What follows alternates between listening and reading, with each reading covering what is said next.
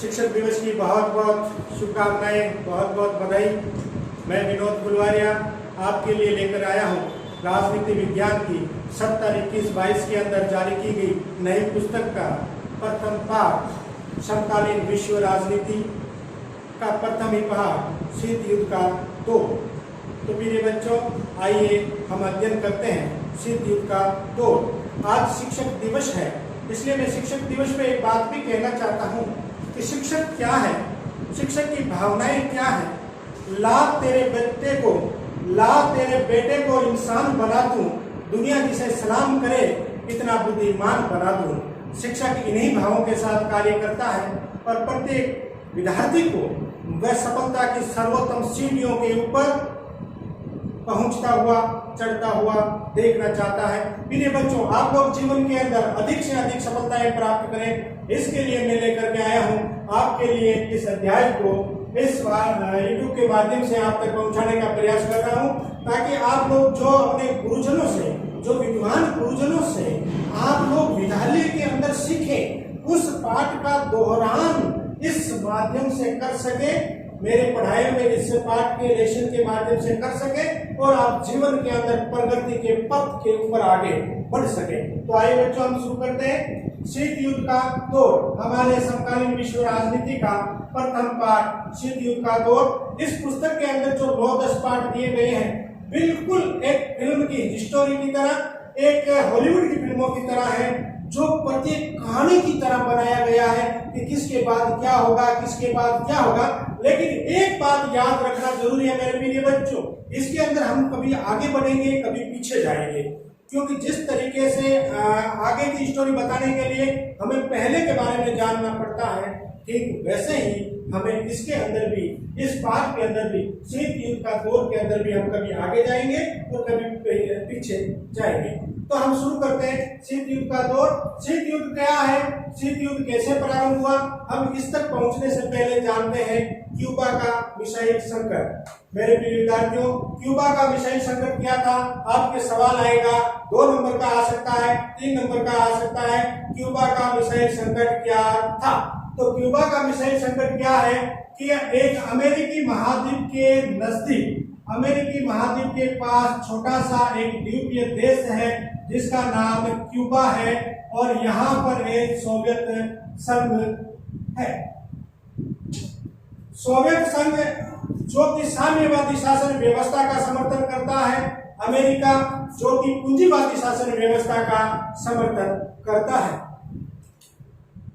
America के बिल्कुल नजदीक स्थापित ये क्यूबा भी साम्यवादी शासन व्यवस्था का समर्थन करने वाला एक देश था। क्यूबा के शासक का नाम फिडेल कास्ट्रो था। जब क्यूबा का मिसाइल संकट हुआ, उस समय अमेरिका के राष्ट्रपति जॉर्ज केनेडी थे और सोवियत संघ के राष्ट्रपति निकिता क्रुश्चेव थे और क्यूबा के राष्ट्रपति फिडेल कास्ट्रो थे। सोवियत संघ की शासन व्यवस्था या सोवियत संघ के द्वारा साम्यवादी विचारधारा का समर्थन किया जा रहा था और अमेरिका के द्वारा पूंजीवादी विचारधारा का समर्थन किया जा रहा था। लेकिन अमेरिका के दक्षिण में लगा हुआ एक छोटा सा द्वीप क्यूबा देश के द्वारा साम्यवादी विचारधारा का समर्थन किया जाता था। अप्रैल 1961 को सोवियत संघ को इस बात का भय लगा।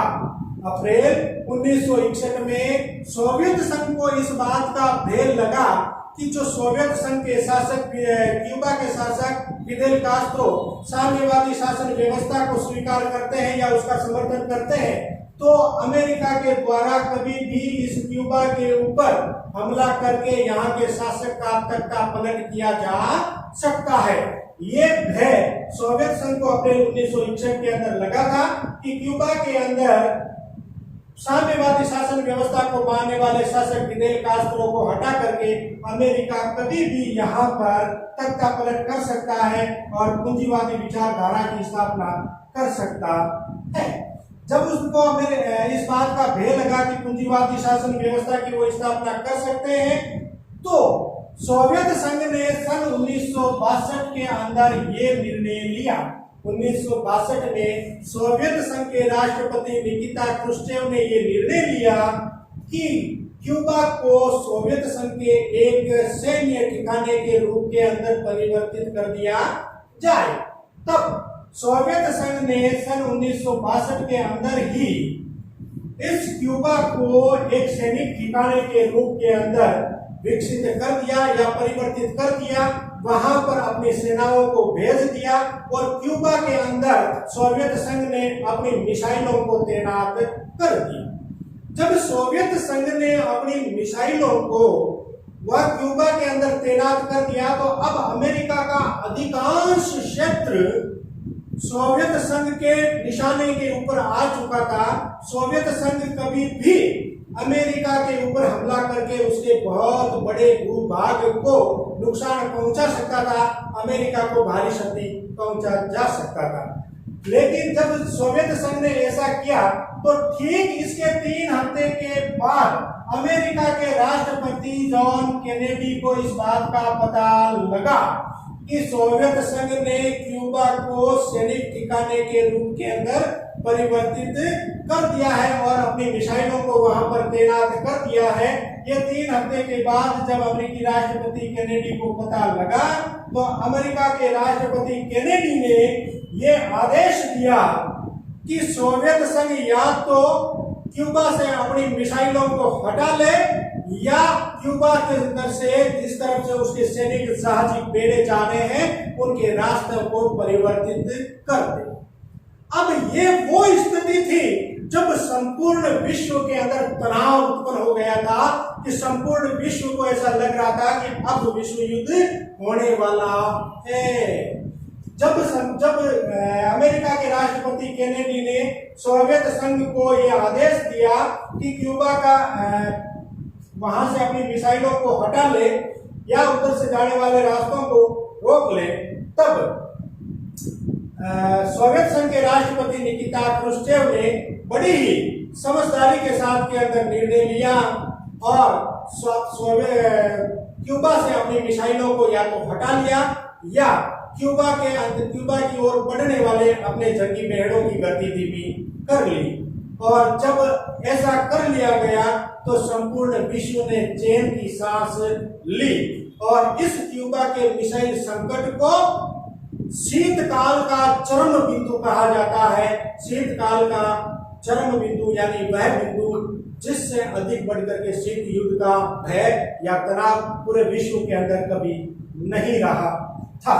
तो फिर ये बच्चों, क्यूबा का मिसाइल संकट अप्रैल 1961 के अंदर सोवियत संघ को यह भय सताया कि क्यूबा के अंदर साम्यवादी शासन का समर्थन करने वाले शासक फिदेल कास्त्रो को हटा करके अमेरिका के द्वारा वहां पर पूंजीवादी शासन की समर्थन करने वाले शासक की नियुक्ति की जा सकती है।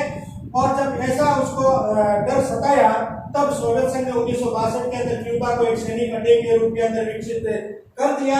और जब उसने सैनिक अड्डे के रूप में विकसित कर दिया तो अमेरिका के राष्ट्रपति को 3 हफ्ते के बाद पता लगा तो अमेरिकी राष्ट्रपति ने अपनी फौजों को, अपनी सेना को यह आदेश दिया कि या तो सोवियत संघ वहां से अपनी मिसाइलें हटा ले, नहीं तो क्यूबा की ओर जाने वाले सोवियत संघ के सारे जंगी जहाज बेड़ों को रोक दिया जाए या नष्ट कर दिया जाए।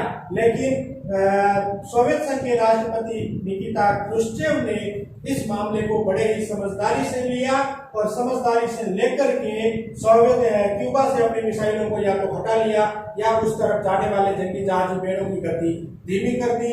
और ऐसा करने से क्यूबा का जो मिसाइल संकट था, जो विश्व युद्ध के अंदर तब्दील होने वाला था, ये रुक गया, ये परिवर्तन हो गया और जो तीसरा विश्व युद्ध होने की संभावना थी वो टल गई। इसी को हम क्यूबा का मिसाइल संकट कहते हैं और इस क्यूबा के मिसाइल संकट को शीत युद्ध का चरम बिंदु कहते हैं। और अब हम अध्ययन करते हैं शीत युद्ध क्या है। मेरे प्रिय बच्चों, शीत युद्ध क्या है? शीत युद्ध क्या है इसका हम अध्ययन करेंगे, लेकिन इसका अध्ययन करने के लिए हमें थोड़ा सा इससे पीछे चलना पड़ेगा। पीछे चलने का मतलब ये है कि हम जो शीत युद्ध का समय था उस शीत युद्ध के समय से हमें थोड़ा पीछे, उससे पहले के समय की ओर बढ़ना पड़ेगा ताकि हमें यह पता लगे कि वास्तव में जो शीत युद्ध है वो शीत युद्ध क्या है, उस शीत युद्ध के क्या कारण रहे होंगे कि यह शीत युद्ध शुरू हुआ। तो हम बच्चों अध्ययन करते हैं शीत युद्ध क्या था। तो वास्तव के अंदर पहले हम अर्थ जानते हैं कि शीत युद्ध क्या है। शीत युद्ध दो महाशक्तियों के मध्य, शीत युद्ध दो महाशक्तियों के मध्य संयुक्त राज्य अमेरिका और सोवियत संघ, इन दोनों के मध्य 1945 से लेकर के 1991 तक के समय के अंदर जो गहरी प्रतिद्वंदिता थी, इस प्रतिद्वंदिता को संबोधित करने वाला उपयुक्त शब्द है। शीत युद्ध शब्द का सर्वप्रथम प्रयोग जॉर्ज ऑरवेल के द्वारा 1945 के अंदर अपनी पत्रिकाओं के अंदर प्रथम बार शीत युद्ध शब्द का प्रयोग किया गया था। शीत युद्ध किस लिए प्रयोग किया गया था? विश्व की दो महान महाशक्तियां सोवियत संघ और संयुक्त राज्य अमेरिका, इन दोनों के 1945 से 1991 के मध्य संबंधों को संबोधित करने का, नाम देने का उपयुक्त जो शब्द है वह शीत युद्ध है। शीत युद्ध क्या था? शीत युद्ध जब दो या दो से अधिक देशों या गुटों के मध्य, जब दो या दो से अधिक देशों या गुटों के मध्य ऐसी स्थिति उत्पन्न हो जाए कि अब युद्ध होने वाला है, अब युद्ध होने वाला है, अब युद्ध होने वाला है और युद्ध नहीं हो, तो ऐसी स्थिति को हम शीत युद्ध कहते हैं। इस भयपूर्ण, इस तनावपूर्ण, इस संघर्षपूर्ण, इस प्रतिद्वंदिता के समय को हम शीत युद्ध कहते हैं। शीत युद्ध दो महाशक्तियों के बीच 1945 से 1991 के संबंधों को व्यक्त करने वाला उपयुक्त शब्द है, जिसका सर्वप्रथम प्रयोग जॉर्ज ऑरवेल ने 1945 के अंदर किया था। शीत युद्ध को हम दूसरे शब्दों में कहें, शीत युद्ध एक ऐसा युद्ध था जिस युद्ध के अंदर वास्तविक रूप के अंदर तलवारें नहीं चलाई गई थी, बंदूकें नहीं चलाई गई थी, लड़ाइयां नहीं हुई थी। शीत युद्ध एक वाक युद्ध था जो रेडियो के माध्यम से, पत्र पत्रिकाओं के माध्यम से, समाचार पत्रों के माध्यम से लड़ा गया था। अर्थात शीत युद्ध दो गुटों या दो महाशक्तियों के मध्य समाचार पत्र, रेडियो या पत्र पत्रिकाओं के माध्यम से लड़े जाने वाला वह युद्ध है जो दोनों ही महाशक्तियां, दोनों गुट एक दूसरे को विश्व में सर्वश्रेष्ठ साबित करने के लिए कार्य करते हो। शीत युद्ध एक वाक युद्ध है, शीत युद्ध एक वाक युद्ध है जो पत्र पत्रिकाओं में से लड़ा गया था। शीत युद्ध एक ऐसा युद्ध था जिसका रण क्षेत्र मानव का मस्तिष्क था और जिसे मानव ने अपने मनों के द्वारा लड़ा था, अर्थात ये एक स्नायु युद्ध था। शीत युद्ध के बारे के अंदर पंडित, भारत के प्रधानमंत्री पंडित जवाहरलाल नेहरू लिखते हैं कि शीत युद्ध का समय वह समय था जिसको हम निलंबित मृत्युदंड के समान तनावपूर्ण समय कहा जा सकता है। अर्थात शीत युद्ध दो महाशक्तियों के मध्य का वह समय था जिसके अंदर संपूर्ण विश्व के लोग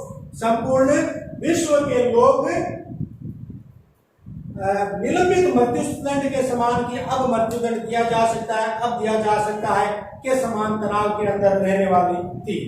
शीत युद्ध को हम और अधिक स्पष्ट तरीके से व्यक्त करें, इसकी और परिभाषा जाने तो शीत युद्ध संयुक्त राज्य अमेरिका और union of Soviet socialist Republic यानी कि सोवियत संघ, इन दो महाशक्तियों के मध्य 1945 से 1991 की तनावपूर्ण, संघर्षपूर्ण प्रतिद्वंदिता या होड़ कह सकते हैं हम, होड़ क्या, दोनों महाशक्तियों के मध्य शस्त्रों के निर्माण की होड़ थी, अंतरिक्ष के अंदर व्यक्ति भेजने की होड़ थी, परमाणु बम बनाने की होड़ थी, बड़ी से बड़ी युद्ध सामग्रियां बनाने की होड़ थी।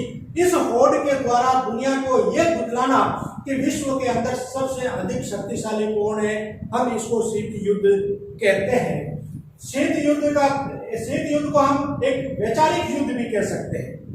शीत युद्ध एक वैचारिक युद्ध था। किस प्रकार का वैचारिक युद्ध था? क्योंकि शीत युद्ध दो विचारधाराओं के मध्य युद्ध था। एक तरफ एक विचारधारा थी जो उदारवादी, लोकतांत्रिक, पूंजीवादी विचारधारा का समर्थन करता था, वह थी सोवियत जो शीत युद्ध था। यह शीत युद्ध दो विचारधाराओं के मध्य का युद्ध भी था और वे दो विचारधाराएं क्या थी? एक थी पूंजीवादी उदारवादी लोकतांत्रिक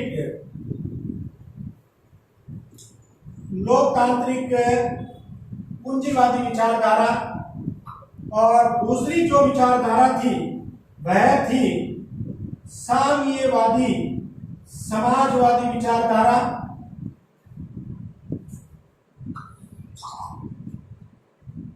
अब जो वैचारिक युद्ध था, ये दो वैचारिक युद्ध था, तो विचारधाराओं की स्थापना करने के लिए युद्ध था।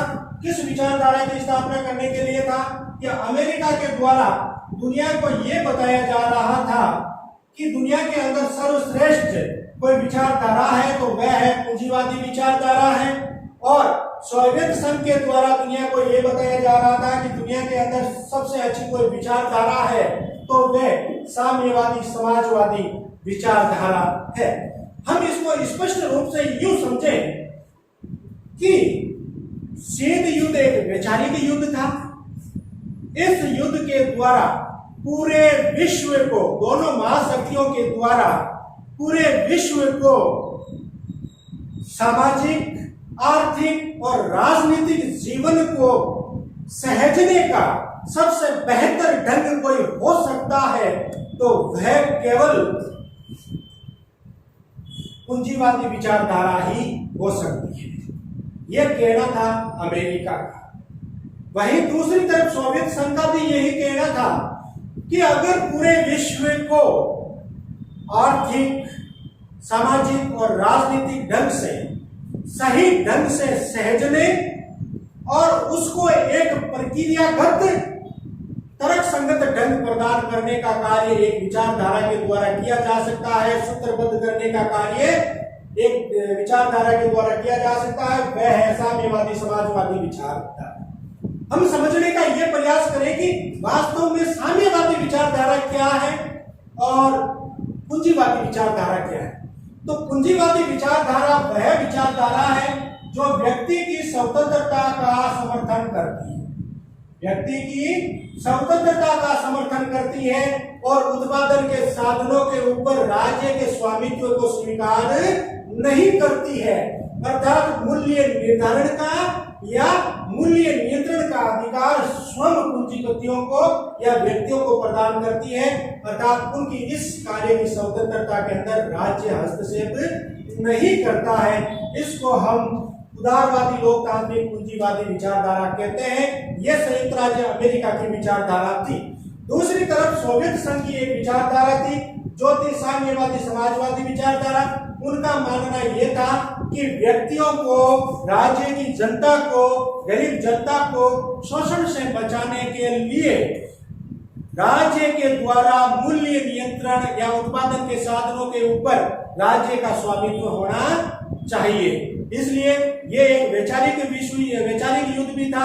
शीत युद्ध एक वैचारिक युद्ध था क्योंकि दोनों ही महाशक्तियों के द्वारा पूरे विश्व को सामाजिक, आर्थिक और राजनीतिक जीवन को सूत्रबद्ध करने का एक तरीका था। इनका था पूंजीवादी तरीका, इनका था साम्यवादी तरीका।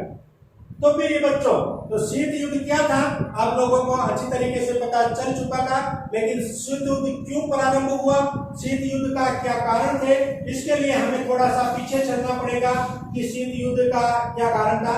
तो हम ये जानेंगे मेरे प्रिय बच्चों कि शीत युद्ध से पहले के कुछ और आगे पीछे जाते हैं, पहले के समय के बारे में कि किस तरीके से शीत युद्ध स्टार्ट हुआ।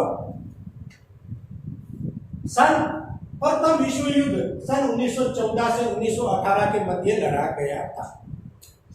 दुनिया के अंदर, पूरे विश्व के अंदर प्रथम विश्व युद्ध 1914 से 1918 के मध्य लड़ा गया था और द्वितीय विश्व युद्ध सन 1939 से 1945 के मध्य लड़ा गया था।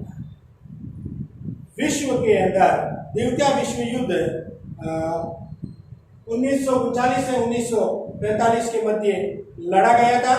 किस तरीके से लड़ा गया था, शीत युद्ध के क्या कारण थे, शीत युद्ध हमने प्रिय बच्चों आज का अध्ययन किया कि शीत युद्ध के अंदर क्यूबा का मिसाइल संकट कैसे हुआ जो शीत युद्ध का चरम बिंदु था, और उसके बाद में हमने ये पता किया कि शीत युद्ध क्या था, उसके अर्थ को जाना है। हम और आगे जानेंगे कि शीत युद्ध का क्या कारण थे, किस तरीके से शीत युद्ध आगे बढ़ा और शीत युद्ध से पहले क्या समय रहा था, किस तरीके से दो महाशक्तियां उभर करके सामने आई, तो इसका हम अध्ययन करेंगे अगले वीडियो के अंदर। तब तक दीजिएगा इजाजत। नमस्कार।